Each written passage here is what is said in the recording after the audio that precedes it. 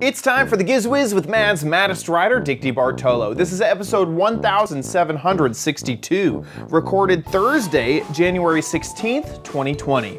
CES? Yes!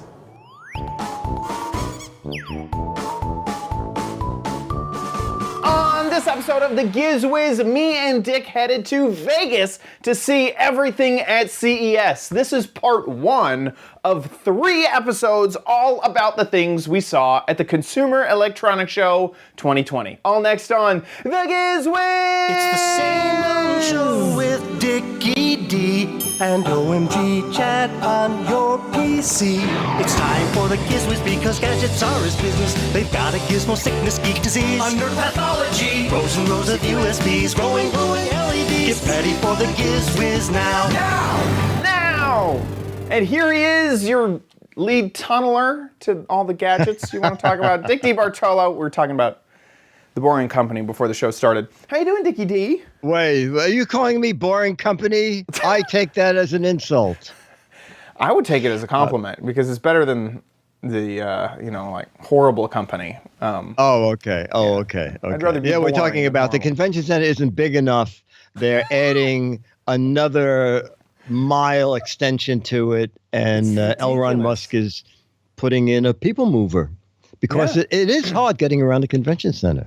It is. So I got so I needed a lift to get from one place to another. And it was really hard. I kept seeing people say, we got a self-driving lift. I got one.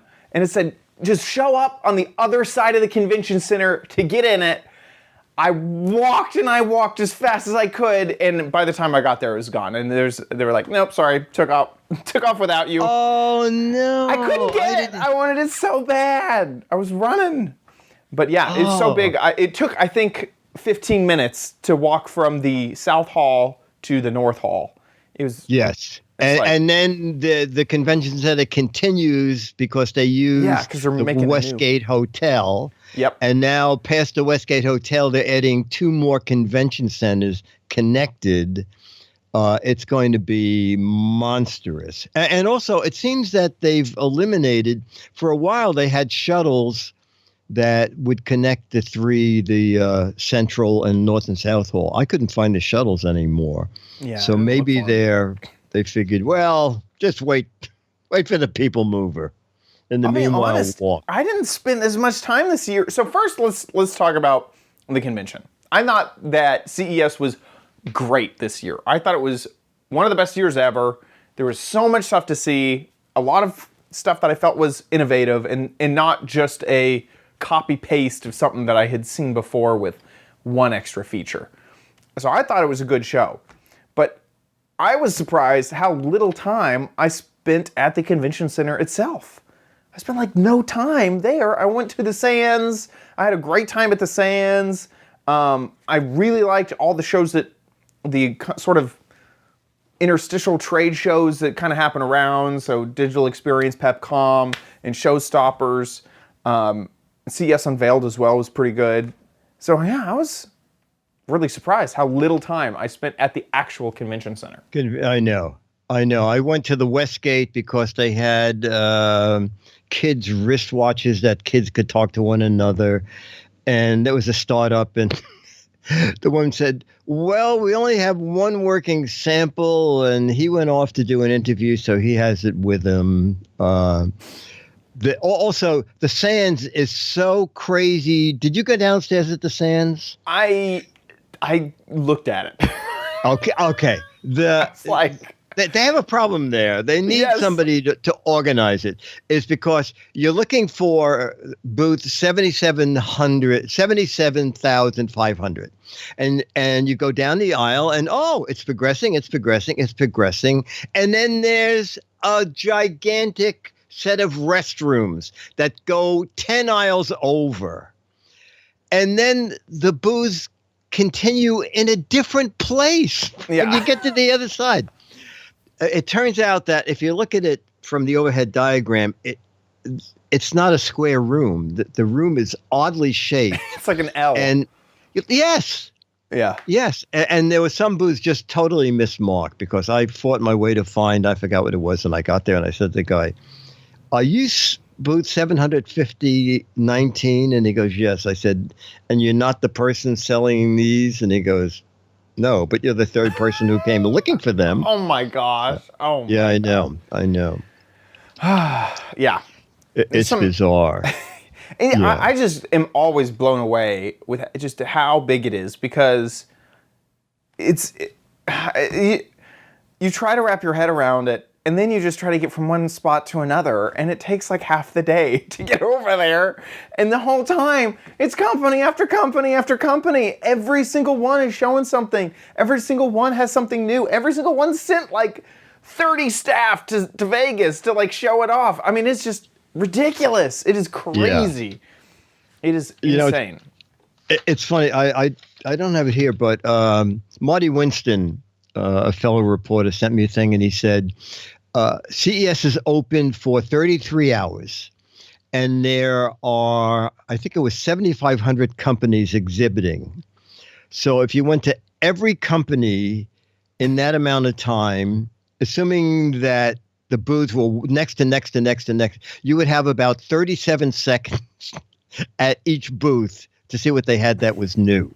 So that's why you have to leave out not only entire rows, but I never got to the South Hall because it's just so nuts. Yeah, I missed the North Hall. North Hall normally has all the car stuff, and I was like, yes, I'm going to miss that one this time. Yes. So and it's also funny when someone says, oh, did you see the helicopter?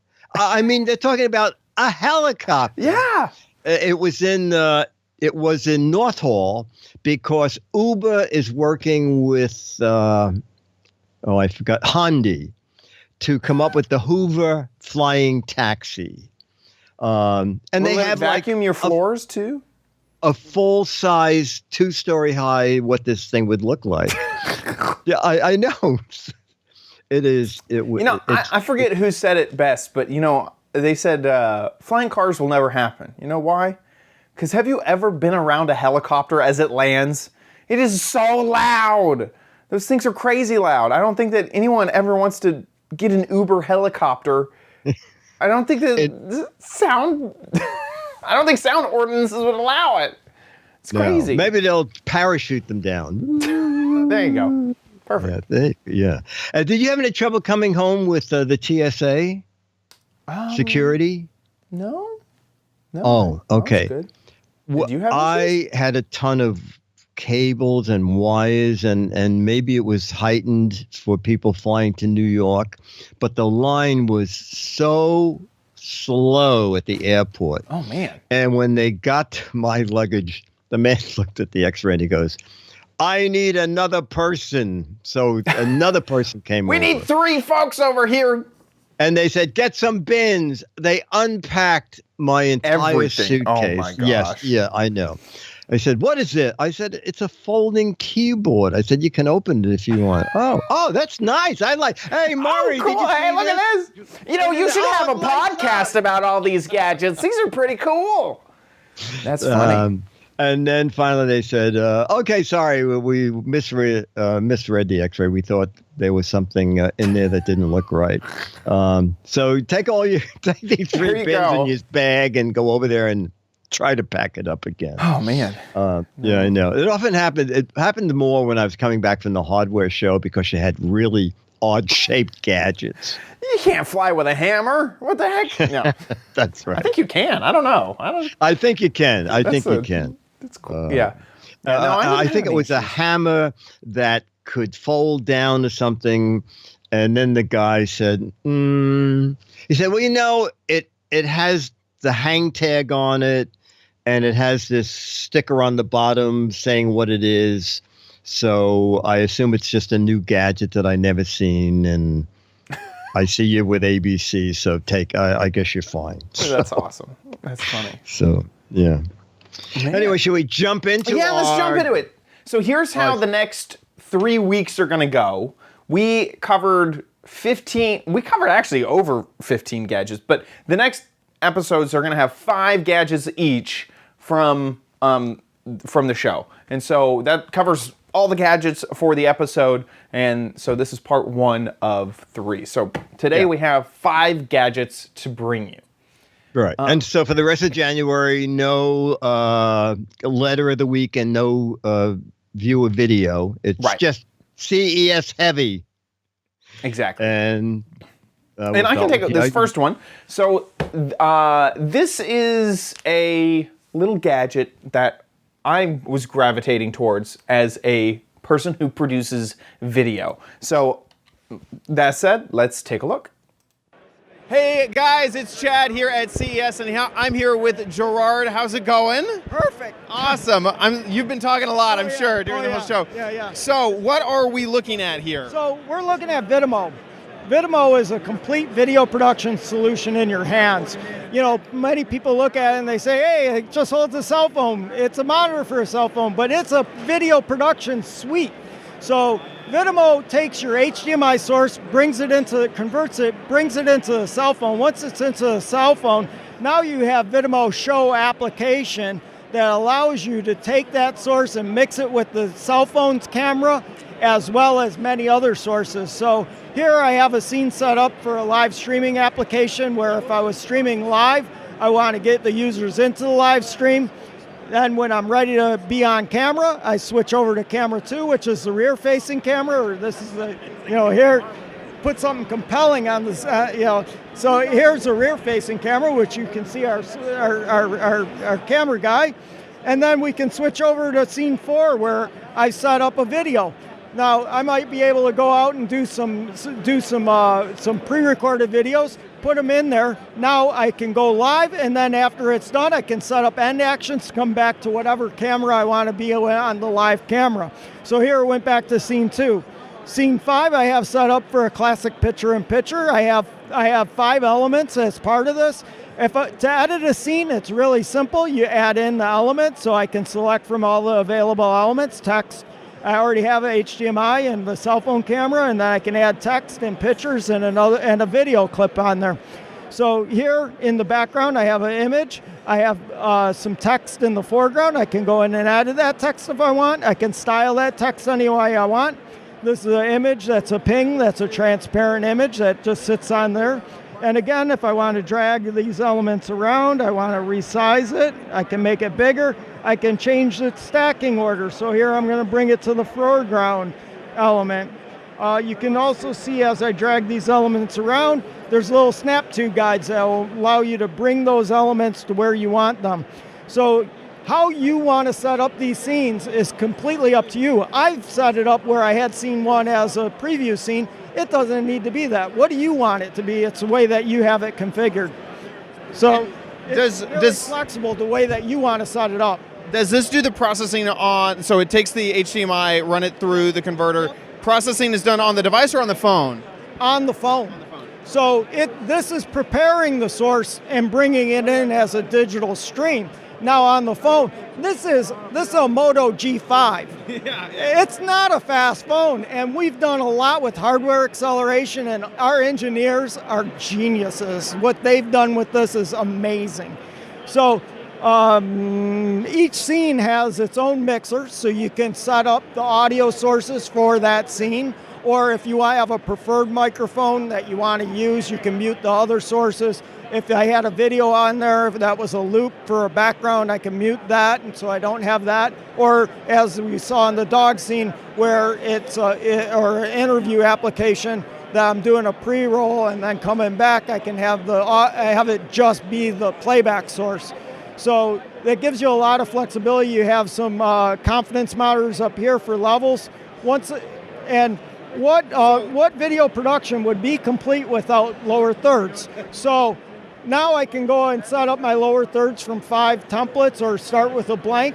And then once they're set up and I am in a live state by streaming or recording, here I just went to recording, now I can go and I can punch up my, so here I'll add in a bug with the live, or I'll go back here and I'll say Ted Baxter live from CES. That's amazing. And so this is running off a battery, so it has its own battery to run. About how long does that last? So it lasts about 5 hours. So the Vidimo battery is a pretty beefy little battery, and as you can see, it's in a convenient location so that it's field replaceable. Oh, and one last feature. Uh-oh. I must have bumped Yes. it. So one last feature, we also have a basic telestrator function where you can draw on the screen. That's awesome. So really, this is hardware and software. There's like both of those. Android and iOS? iOS. iOS, fantastic. Are you guys in the market now or coming to market? We're not to market yet. We're looking at coming to market about March, and we hope to hit that goal because it's been aggressive and we've been knocking it out of the park. Awesome. And any idea on price? So 2 different configurations: the Action Cam configuration, which comes with the appropriate mounts and hardware for this configuration, under $600, and then the DSLR and camcorder configuration that's over there. That'll come in right around $600, a little over $600. Fantastic. And where can people find out more information? So streamgear.io. Fantastic. Thank you so much. Thank you. Thanks. That guy could talk all day long. He was. I know. he was Also, so good. he's pretty amazing to do all those things flawlessly. Yeah, I know. It's obvious that he's been working with that product for a long time. For a long time. I know. And it is funny because sometimes you go up to a booth and you're like, hey, we'd love to do a video interview. And they're like, oh, okay, yeah. And this time I went and said, hey, I'd love to do a video interview. And everyone was like, him. He's the guy that you got to interview. And now I see why. Yeah, this was really, really cool. It is the software on the phone. And then on top of that, an HDMI converter to get from HDMI into the cell phone. I was hoping a little bit that some of the heavier processing could be done on the device, because I know that some cell phones, so many things can happen on a cell phone. You could, accidentally lock it. You could get a phone call, and it messes everything up.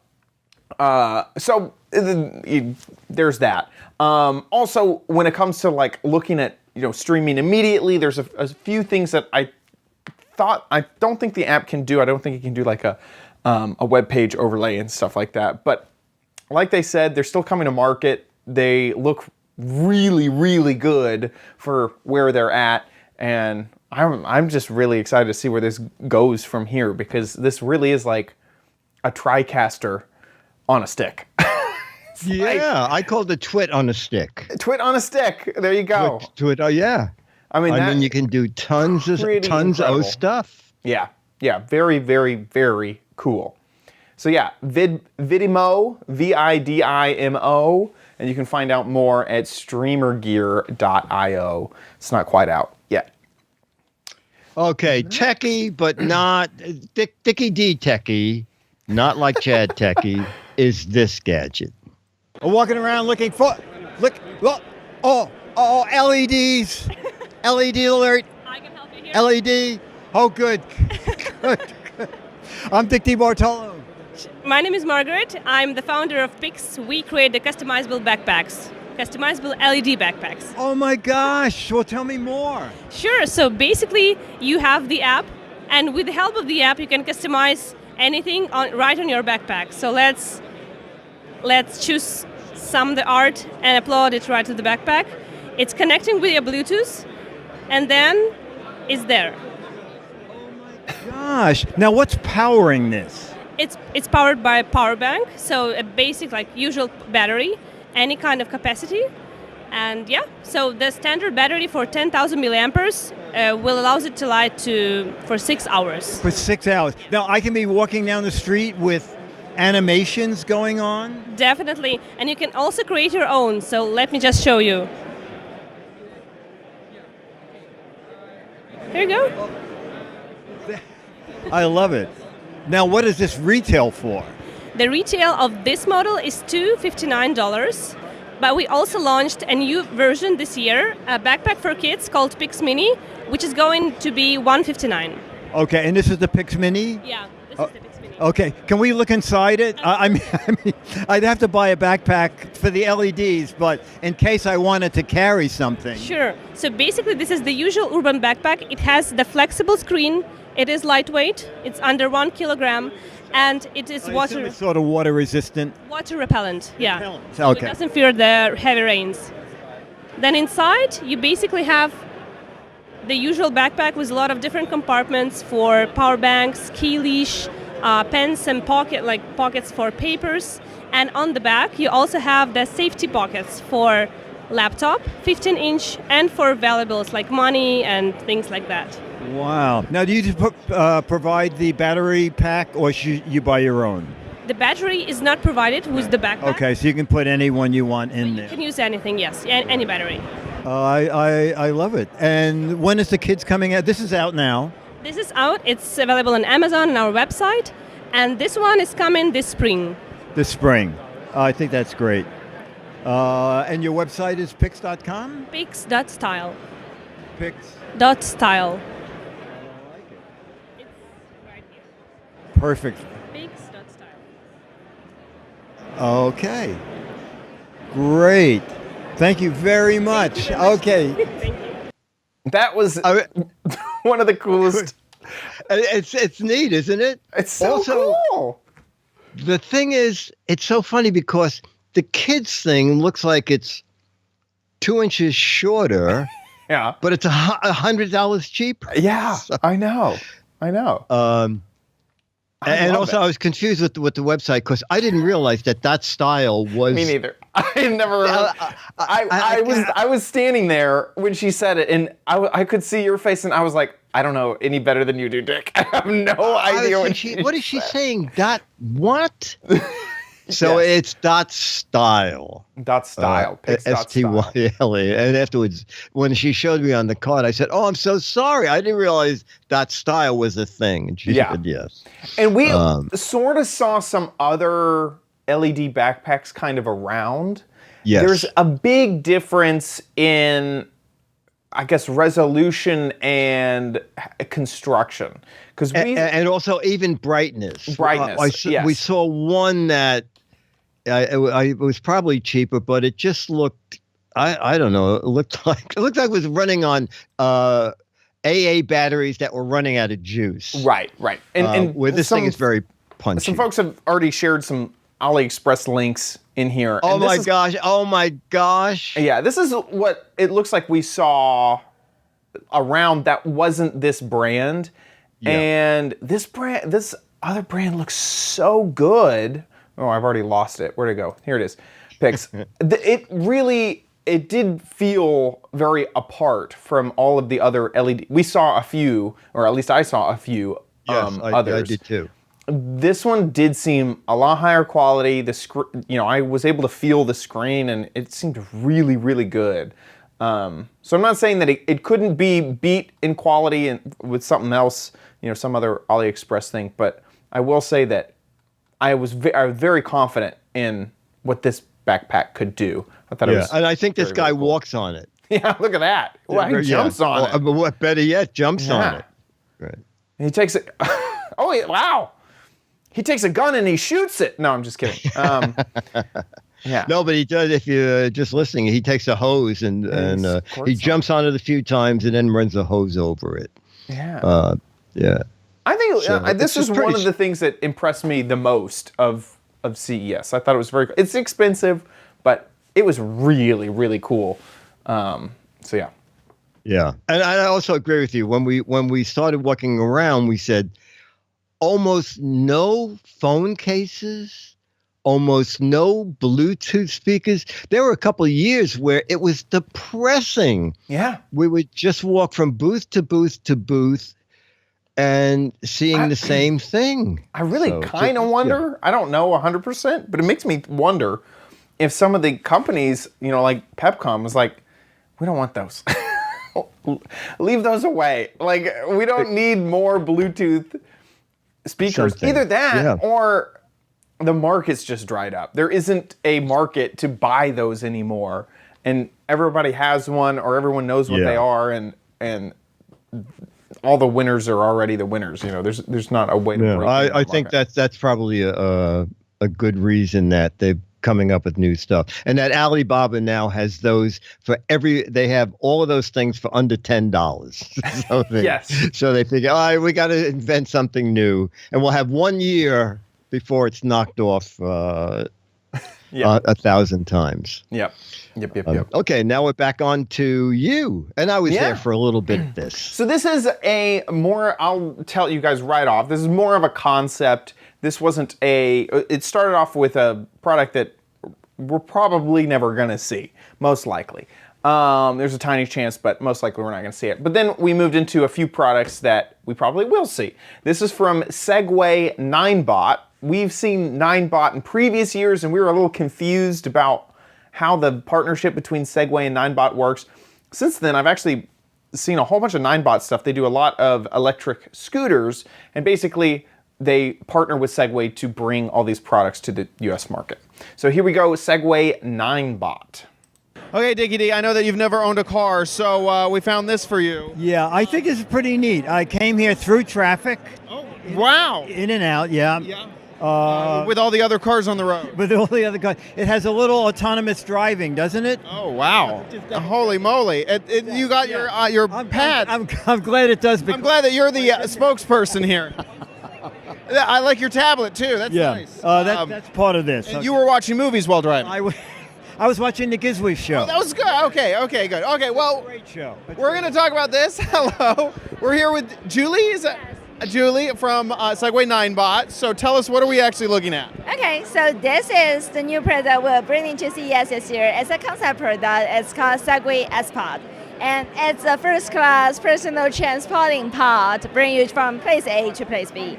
And so this is it wouldn't be a consumer product. This is more for commercial? Well, it's going to be commercial first, like at the end of this year, and then next year it's going to be a consumer product. And so where would you see these? Like, you probably wouldn't see this on a normal road, right? Yeah, not anytime soon, but essentially in Segway's vision of future smart city, we do see this in the bike lane. But in the near future, we see this in the enclosed campuses, like malls, airports, theme parks. Theme park, okay, so a place where you can kind of control the experience a little bit more. And does it actually, so it only has 2 wheels? Yes, so it has the signature Segway self-balancing technology.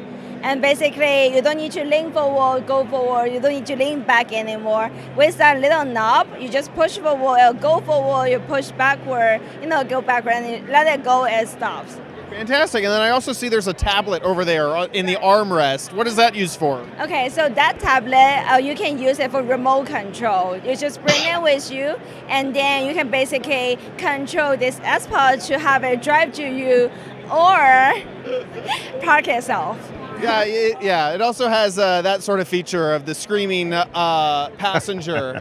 Yeah, the aggressive signal passenger. Thank you so much. And you guys are also showing some other products. Do you mind if we talk about some of the? Yeah. So what do we have over here? So this is our most popular kick scooter. It's called the 9bot Kick Scooter Max, which closed crowdfunding at Indiegogo over 4 million around the world. It's most sturdy, most long range kick scooters. And that one is entirely new, just launched at CES and won the honorary status at CES Innovation Award. And it's very lightweight. It's really a commuter city, kick scooter. It folds in seconds. And then it has a regenerated brake system, basically charges itself while you are, braking. And this isn't like a traditional scooter where you have an accelerator. This is just like a kick sort of accelerator? Yes, it has a smart kick system. Basically, you just kick and accelerates, and basically it'll kind of calculate the speed based on the road condition and how many times you kick. And then the last one over here. Oh, that's our robo kick scooter. It's called T60. As you can see, it has 3 wheels. And it's actually semi-autonomous, has the cloud management system, and it will go back to the charging system by itself and do the wireless charging. Amazing. Well, thank you so much. Yeah, thank you very much. Bye, everyone. So there you go. Those are all the kind of scooters and stuff we saw from Segway. It's funny that they're like, yeah, this is going to, this isn't our vision, that this will be on the streets in the bike lane. I don't know. I'm not sure either. Yeah, I'm not sure I think about that the pod is. I don't think it's going to happen. Yeah. You're absolutely right. And maybe kick scooters maybe are at Disney interesting. World. Yeah, maybe at Disney World. Maybe. Segway's actually done some stuff at I know at Epcot before, so Oh, okay. it's kind of interesting. The kick scooter stuff that's also interesting to me. I've never really played around with a kick scooter. I've played around with normal traditional scooters like the ES1, ES4, that sort of stuff, where that you have a throttle on one side and a brake on the other. So I didn't get to test those out. I didn't get to actually see them. But that one in the middle was super light. It had this really cool folding function. I kind of tried to show it off where you could pull this specific area on the handle and the handles would flip down and then it would fold up. It was really, really cool. So I'm excited to see what that does in the future as well. Well, I thought a kick scooter meant it had no electric motor at all. I don't know. Because they were talking about... She was talking about regenerative power, so I'm not that would quite mean sure. that would mean that it's capturing back energy, I would assume, to use in the motor later. Yeah. I have no idea. Maybe it's a rubber band, and the more you kick it, the tighter the rubber band goes, and then when you There you take your go. foot off, it spins and powers the wheels. Pretty positive that it has a electric motor. motor in there. Yeah. I'm looking at this other thing. What is this? This is the Kick Scooter Max. We could watch that video real quick, maybe. But oh top my speed of gosh! Yeah, 18 it's got to be more than. It's got to have something in it. 18.6 miles an Yeah. hour. Yeah. I'm really confused as to like how well it would be able to tell what speed to go, you know? Integrated bell, fast charging, braking system, laptop not included. It folds to 2/3 the size. I mean, maybe it's a kick scooter because you have to kick off and then you get a Maybe. throttle? I don't know. Maybe.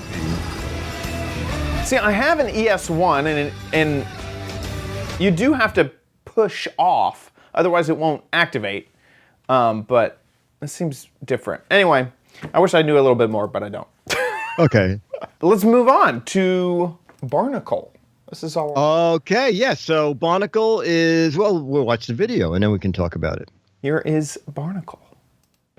Hey, if you're a fan of the Giz Wiz, you know I have never owned a car in my entire life, but I am on my 26th boat.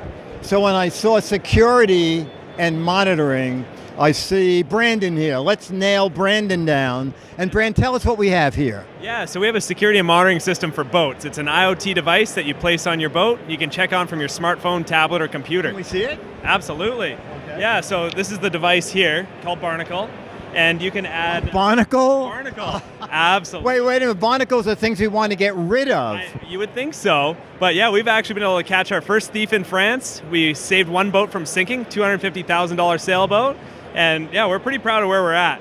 So you place this unit on your boat, communicates over cellular, so you can get your data whether you're at anchor or you're at the marina, and you get notifications to your smartphone, tablet, or computer. Now, what are we getting notifications about? Yeah, so I've actually got my boat here in the app, and we're monitoring GPS data. Let's see, so this is my boat floating around in Canada right now. So there it is. If it floats outside of the geofence, I'll get a notification. My battery voltages, bilge activity, which is the pump pushing water off the boat. Wind speed, wind direction, all that can be integrated into here, but impact, pitch and heel, knowing if the waves are getting a little rough where you're at. All right, now how about someone breaking into the boat? Absolutely. So we have door and window sensors. The system actually has a camera as well too, so you can capture photographs of an intruder. Okay, now Yep. is it sold as a complete system? So you can buy it piecemeal. So if you have a small boat, you can buy the basic system. I have a 25-foot boat, actually. Yeah, perfect. So a 25-foot sailboat, powerboat or sailboat? Okay, all right. Yeah, you go a lot faster than I do. So the powerboat, you get the one system where you can monitor your multiple batteries, your bilge pump, your shore power connection, for $899. Okay, and then you provide your own SIM card and your own. So we're actually a global cellular provider ourselves. So the device has flashed up in over 20 countries. So if you take your boat into Mexico or you cross any borders, it's seamless. So no need to change SIM cards, all one cell plan. Okay, now is there a monthly charge, a monthly service fee, and how much is that? $20 a month. Oh, that's pretty good. Yeah, okay. And is it out now? It is, absolutely. Yeah, we've had the product out for about 3 years now. And the product's now used in the Coast Guard and the Navy and with different military applications too. So okay, and your website is? It's brnkl.io. Indian Ocean. Yeah. Okay. Indian Ocean. That's or HR for Hudson River. That's where I boat. I like it. Thanks so much, Brandon. Really nice okay, to meet thank you. you. Yeah.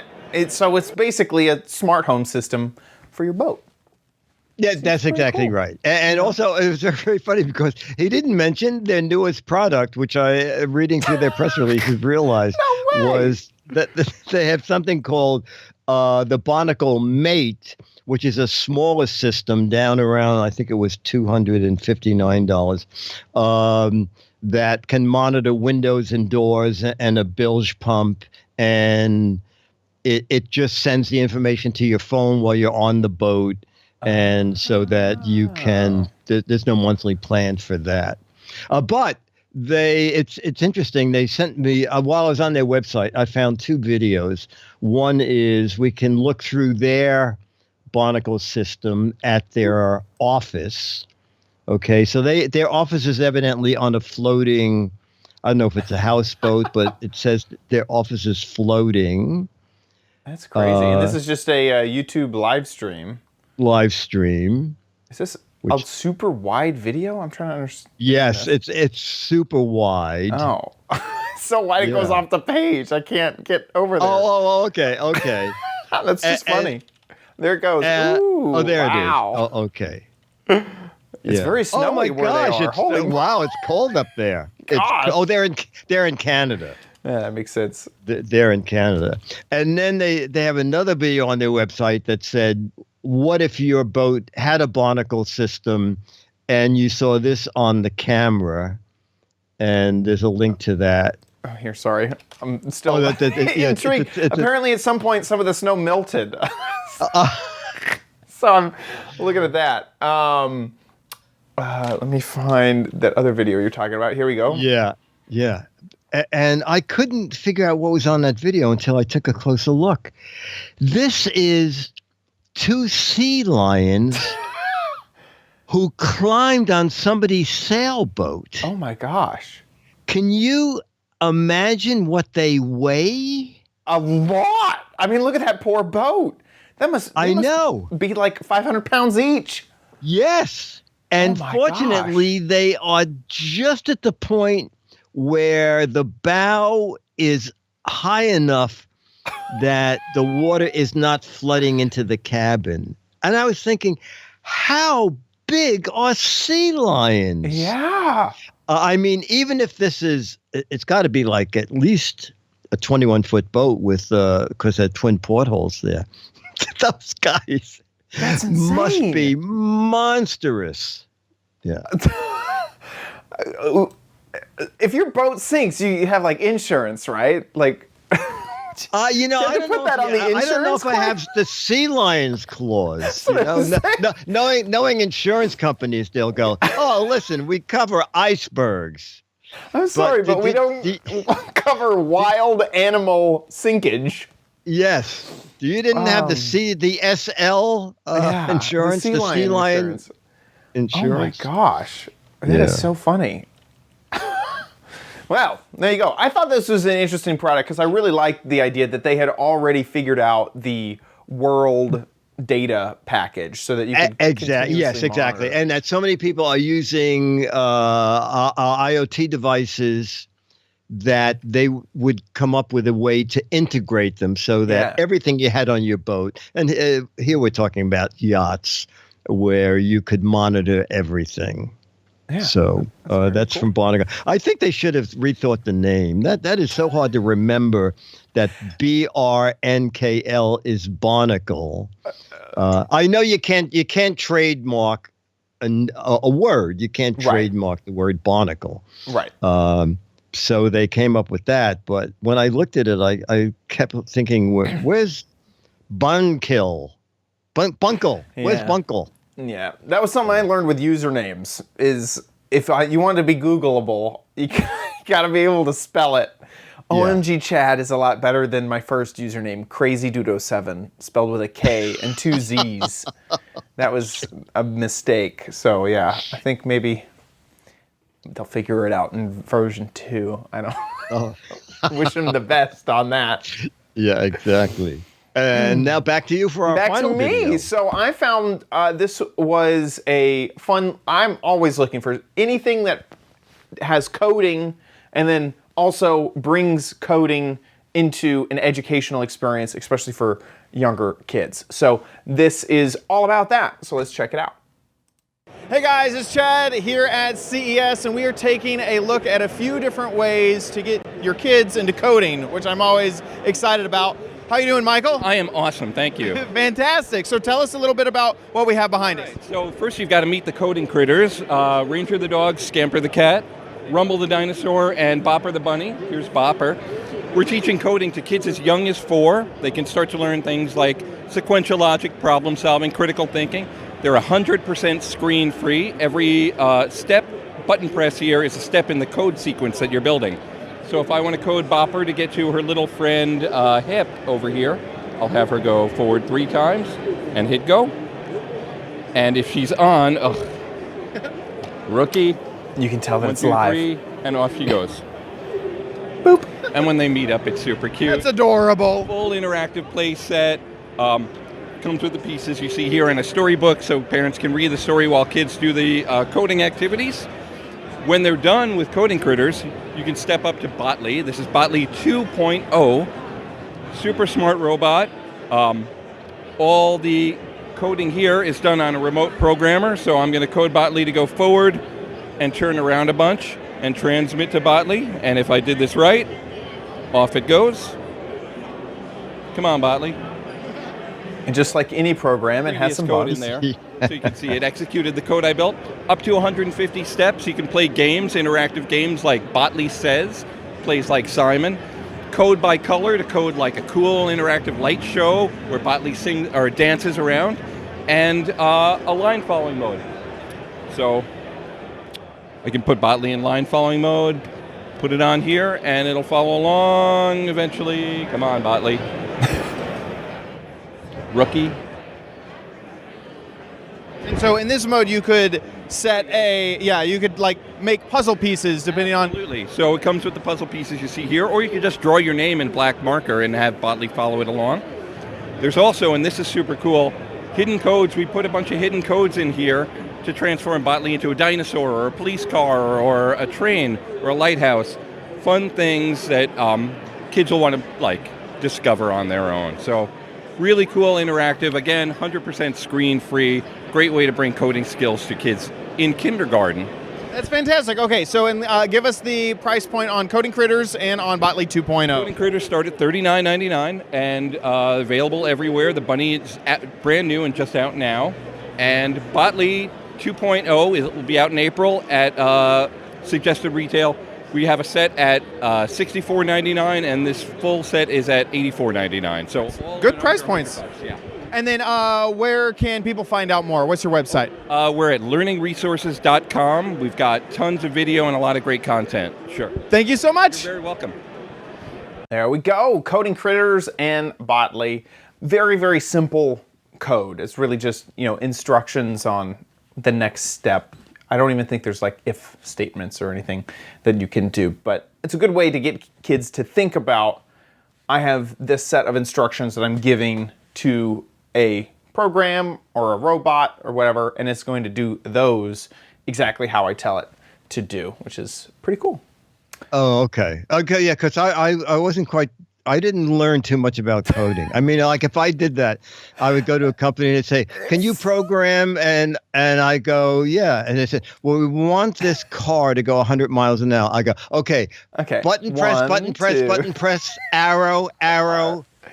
Yeah, it's a little light on like actual code, but it's kind of. I can see that you're getting into that. There's a reaction to an action. Right. Exactly. Exactly. Yeah. And I mean, if you're thinking in the kindergarten range, you really wanting to get. That's true. Almost, you really want their imagination to be captured more than their like cognitive. You're gonna figure out this, and this, and also there could be more than what's on the surface than what we just saw in that video, too. Okay. And so yeah, it's a little bit. I don't know if you're going to be running Botley, in your like Linux system and make sure that he's in your environment and all that sort of stuff. So yeah, there you go. And you can find out more, like he said, at learningresources.com. And there's a whole bunch of different sets here and sort of things that you can also do. There's the Botley 1.0, Botley 2.0, whole bunch of different packages to check out there. Perfect. That about wraps it up for our show. We're getting to the end. We got all 5 of our gadgets. Oh, yeah. I do want to mention, before we get too far, is that next week there is a schedule change. We are recording 2 episodes on one day. So just expect both episodes next week. So we're going to get 2 of them done in the same day. Next Thursday. At our normal time. Yep, normal time. Just a little bit later. There'll on the be 10 CES. It'll be the rest of our CES gadgets all in one day. So please come by and tune in if you want to see that live. You can watch us live at gizwiz.tv. That's our website. That's also where all of our previous episodes are published. We're live right now. That's us. Look at that. It's true. Whoops. I'm joining the chat room right now. So you can join. And if you don't catch us live, don't worry about it. You can always catch all of our previous episodes right there, or subscribe on iTunes or RSS or on YouTube as well. Head on over to Dickie D's website, gizwiz.biz, and play What the Heck Is It? Not only does Dickie D write up fantastic articles about all the gadgets that we talk about, but he has this fantastic game for us to play along.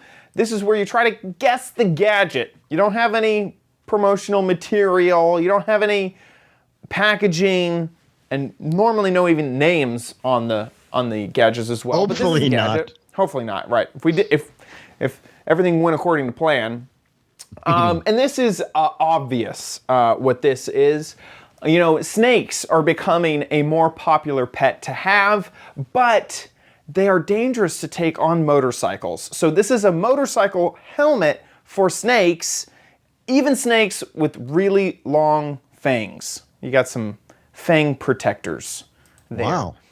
If you think you know what this is, get a guessing over at gizwiz.biz. There are 12 Mad magazines. 6 Mad magazines for correct answers, 12 Mad magazines for funny, clever, hilarious, or interesting answers. So get your mind a-working over at gizwiz.biz. Huge thank you to our patrons. If you are a supporter on Patreon, thank you so much for supporting our show. We love you guys. Thank you so much for your support. If you like the Giz Wiz and want to give back, you can give back in 2 ways. Either support our Patreon at patreon.com/GizWiz, or head on over to GizWiz, click on the Patreon tab, and on that page there is a link to PayPal, so you can donate via PayPal if you don't want to donate through Patreon. Thank you guys so much to everybody who has given to the Giz Wiz, either in the past or currently pledging. Thank you so much for your generosity. I think that about wraps it up for our show. Do we have anything else? Yeah, get some. We're not using videos for the rest of January, but viewer videos. We need some new ones. Okay, make a video, cell phone, just landscape mode, 1 to 3 minutes. Anything to do with a gadget, new, old, something in the cellar that you just can't throw out. Make a little video. Make sure we can hear you and see the gadget. Send the video. Put it on YouTube. You can click unlisted if you want. Only people with the URL to see it. And we need that URL, mail@gizwiz.tv. If we show it and you live in the U.S., you get the current Mad magazine and an Alfred E. Newman picture that's now like 38 years old, autographed to you. If you live outside the country, I'll autograph one of those pictures and send you a high-res image to print out at your end. But we would love to get videos from people who haven't submitted before, okay? Anything with a gadget, 1 to 3 minutes, mail@gizwiz.tv. I feel like we should go into the letter now, because normally we do that pitch right before I know, we jump. but I don't even have a letter. No one even wrote me. Thank you so much for watching our show. So we'll be back next week. I'll be here.